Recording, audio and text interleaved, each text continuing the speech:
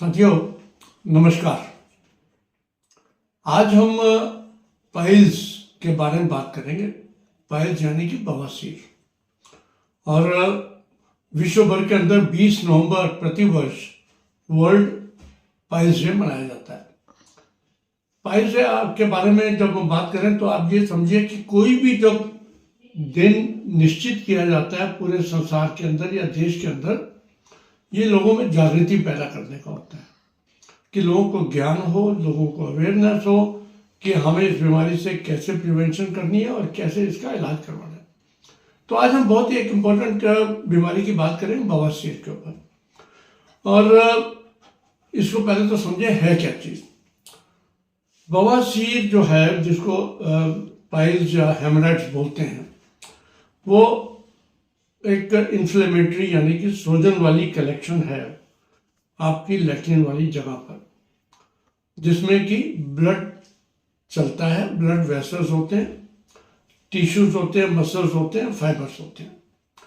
और दो तरह के पाइल्स को डिस्क्राइब किया गया, एक इंटरनल पाइल्स, एक एक्सटर्नल पाइल्स। एक्सटर्नल पाइल्स जो एक व्यक्ति अपने हाथ से महसूस कर सकता है, और इंटरनल पाइल्स जो है तकलीफ से पता लगता है कि इंटरनल पाइल्स है, डॉक्टर बता पाएगा आपको, वो एक पेशेंट अपने आप नहीं बता पाता। तो ये जो चीज़ें हैं, इसके बारे में आज हम बात इसलिए भी करना चाहेंगे कि एक बहुत बड़ा टैबू है।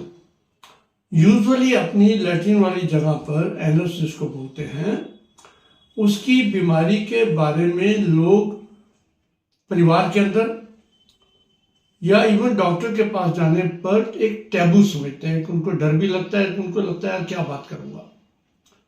ये टैबू हटाना पड़ेगा, क्योंकि एक बीमारी है तो बीमारी है, उसका इलाज भी मेडिकली या सर्जिकली संभव है। तो क्यों ना अपने डॉक्टर से खुल के बात की जाए। और ये बीमारी के बारे में जो बात कर रहा हूँ, खासकर महिलाओं के अंदर ये ज़्यादा है कि वो बीमारी को छुपाती ज़्यादा है। इनके साइंस क्या होते हैं, सिम्टम्स क्या होते हैं। पहले हम सिम्टम्स की बात करें कि पेनफुल लंप है, पेनफुल उसमें ग्लैंड्स हैं, और जिसके अंदर की ब्लड भी हो सकता है।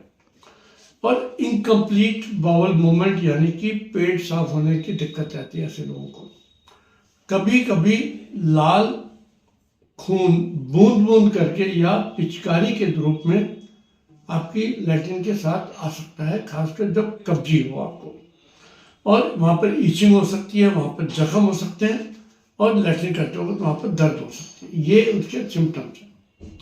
तो इसलिए जब भी ऐसी कोई तकलीफ हो, अपने डॉक्टर के पास जाओ। यहाँ पर यह भी आप समझना जरूरी है कि अगर प्रॉपर तरीके से इसका समय पर इलाज ना किया जाए तो सीवियर कॉम्प्लिकेशंस भी हो सकते हैं, जिसमें कि खून की कमी होना, उसके बाद क्योंकि ब्लीडिंग बहुत ज़्यादा भी हो सकती है, इन्फेक्शन हो सकता है, जख्म हो सकता है, कॉन्स्टिपेशन के साथ साथ अपना जो लैट्रिन वाले ऊपर जो रेक्टम के ऊपर, वहाँ पर इतनी ज़्यादा कब्जे की वजह से इतनी ज़्यादा सख्त लैट्रिन इकट्ठी हो सकती है। या कभी कभी एक इमरजेंसी के रूप में स्ट्रेंगुलेटेड पाइल्स भी बोलते हैं, जबकि उनका ऊपर से रुकावट आ जाती है सूजन की वजह से, और एकदम बहुत ज़्यादा दर्द होता है, क्योंकि ब्लड सप्लाई जो है वो कंप्रोमाइज हो जाती है।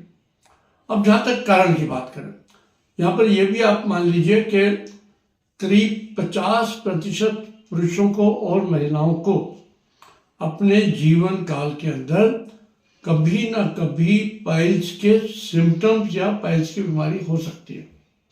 ये डाटा जो है पूरे विश्व भर का है। भारतवर्ष के अंदर ये साउथ इंडिया में ज़्यादा होती है, नॉर्थ इंडिया में थोड़ी कम होती है।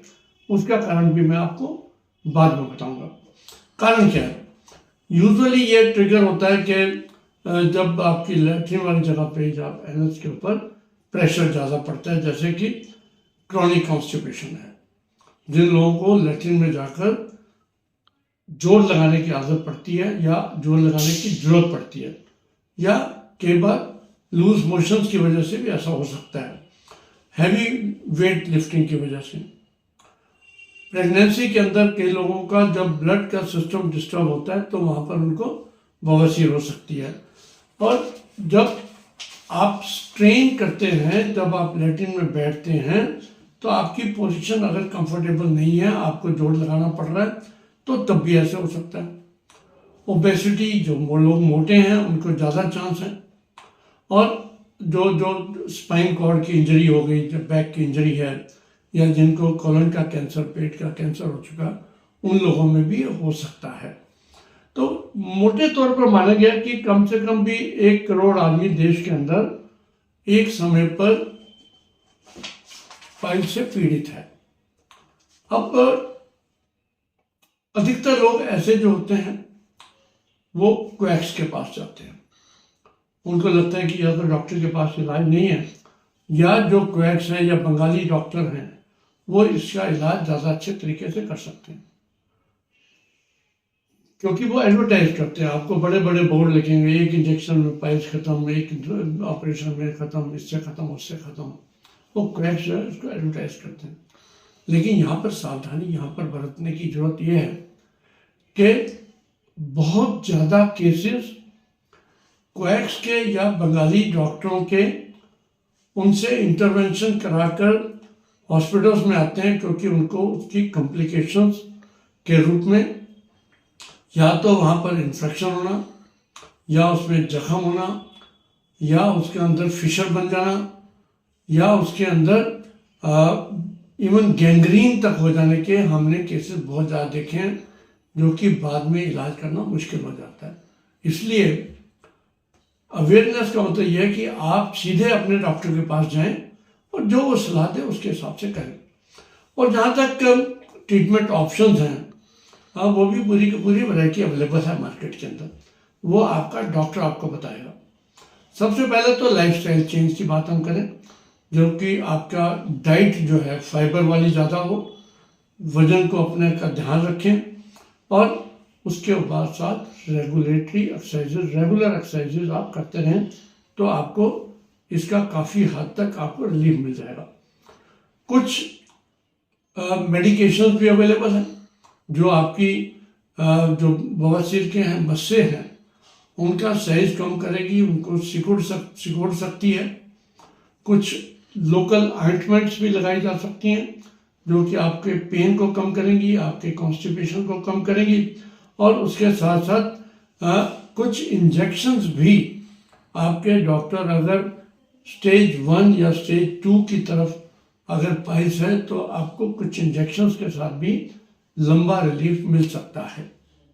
अब उसके बाद सर्जिकल ऑप्शंस भी हैं। सर्जिकल जो एडवांस केसेस हैं उनके अंदर सर्जरी की जरूरत पड़ती है, जिसमें हेमरेक्टमी जिसको बोला जाता है, और उसके साथ साथ कुछ बेंडिंग कर सकते हैं, कुछ स्टेपल्स लगाए जा सकते हैं हेमरेक्टमी के लिए। स्क्लेरोथेरेपी भी आज की तारीख में की जा सकती है, और हेमरेक्टल आर्टरी की लाइगेशन, यानी कि जो ऊपर जो आर्टरी से ब्लड नीचे आ रहा है उसको लाइगेट कर दिया जाता है, ताकि उसको स्वेलिंग को कम किया जा सके और बाद में उसको रिलीफ भी होने का मिल जाए। तो ये एक आज की तारीख में जब हम वर्ल्ड पाइल्स डे की बात कर रहे हैं, तो हमने इससे आपकी प्रिवेंशन कैसे करनी है। पहली बात, शराब का सेवन ना करें। दूसरी बात, रोजाना 3 से 5 किलोमीटर तक पैदल चलें। तीसरा, पपीता, चीकू, मौसमी, हरी सब्जियां, फल, इनका सेवन ज़्यादा करें। पानी ज़्यादा पिएं। उसके बाद आपका आ गया मैदे से बनी हुई चीज़ें और तले हुए पदार्थों का इस्तेमाल कम से कम करें। शौच जाने से पहले 1-2 गिलास गुनगुना पानी अगर सुबह पे उठ के लेते हो तो उससे भी आपका कॉन्स्टिपेशन और बवासीर की संभावनाएं कम हो जाती हैं। दाल, चपाती, जो सलाद है वो आपके लिए बहुत ही ज़्यादा लाभदायक होगा। जिनको पाइल्स की शुरुआत हो गई या आपके डॉक्टर जब कहें जी 1st डिग्री पाइल्स हैं, इसके अंदर आपको ये सब करने की आवश्यकता है। तो लाइफस्टाइल चेंजेस करें, जिसके अंदर आपको हमने बातें करी। और अगर आपकी तकलीफ है तो आपको डॉक्टर के पास सीधा जाना है, कोई शर्म ना करें, क्योंकि ये बीमारी कई बार हम कंफ्यूज भी कर जाते हैं। कई बार जो फिशर होता है, कई बार हेमरेक्टमी के साथ साथ वहाँ पर जख्म भी हो सकते हैं। इन सब चीज़ों को हमें अवॉइड करना है, कॉम्प्लिकेशंस अवॉइड करनी है और हम कंफर्टेबली इन चीज़ों को कर पाएँ। जो लोग बहुत देर तक लंबा बैठते हैं उनसे भी मेरी एडवाइस है कि बहुत देर रैक्सीन की कुर्सी पर बैठने वाले या जो पसीना जिनको ज़्यादा आता है उनको भी ये अवॉइड करने के लिए बीच बीच में, अगर आप सिटिंग जॉब पर भी हैं, नाइट ड्यूटी भी कर रहे हैं, तो बीच बीच में हर घंटे में 5 मिनट के लिए कम से कम वॉक करके आएंगे तो आपको इसमें बेनिफिट मिलेगा। तो आज हमने जब बात करी तो इशू क्या है, पाइल्स टू स्माइल्स, यानी कि पाइल्स जो इतनी दर्दनाक बीमारी है उसको स्माइल्स में कैसे, उसको मुस्कुराते हुए कैसे ठीक करवाना है। आज के इस वीडियो का मकसद यही है। आप सबको बहुत बहुत शुभकामनाएं। कृपया अपने सभी मित्रों को ये वीडियो भेजें, शेयर करें ताकि वो भी इसको देख सकें, इसका लाभ उठा सकें। बहुत बहुत धन्यवाद। नमस्कार। धन्यवाद।